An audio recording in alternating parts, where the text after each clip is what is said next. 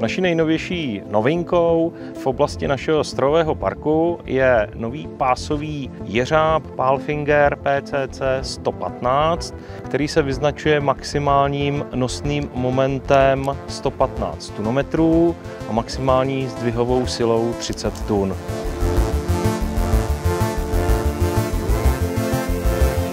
Tento jeřáb se vyznačuje speciální konstrukcí, která spočívá v oddělitelnosti pásového modulu, který je nosný, pojezdový a zároveň obsahuje tlakovou hydrauliku pro ovládání jeřábového modulu.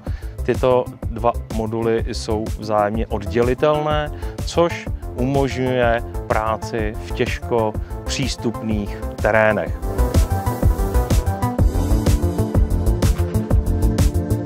Dneska jsme si předvedli modelovou situaci, která spočívá v tom, že jsme umístili tento pásový jeřáb na železniční vůz.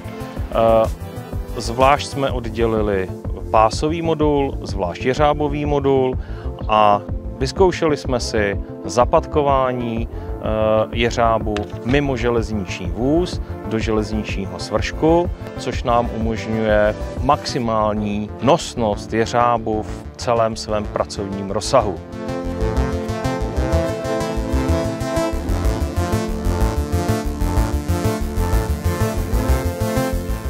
Zvláštností tohoto jeřábu je padkovací platforma ve tvaru písmene H, kdy tato konstrukce umožňuje pohyb samotného jeřábu po platformě ve dvou navzájem kolmých osách. To znamená, jeřáb se může ustavit do své pracovní pozice podle situace, a to do nejlepší pozice vzhledem k manipulovatelným břemenům.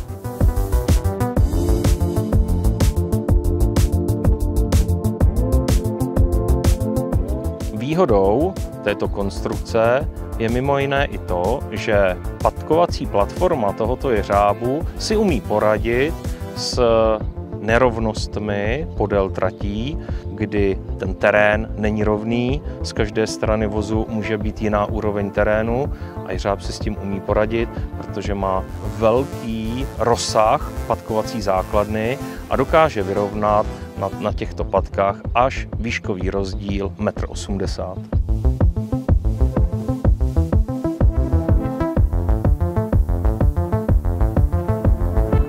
Tímto způsobem lze jeřáb dostat na těžko dostupná místa, provést požadované jeřábnické práce a odjet, to znamená v minimálním časovém rozsahu, a není zapotřebí provádět zdlouhavé výluky v železničním provozu.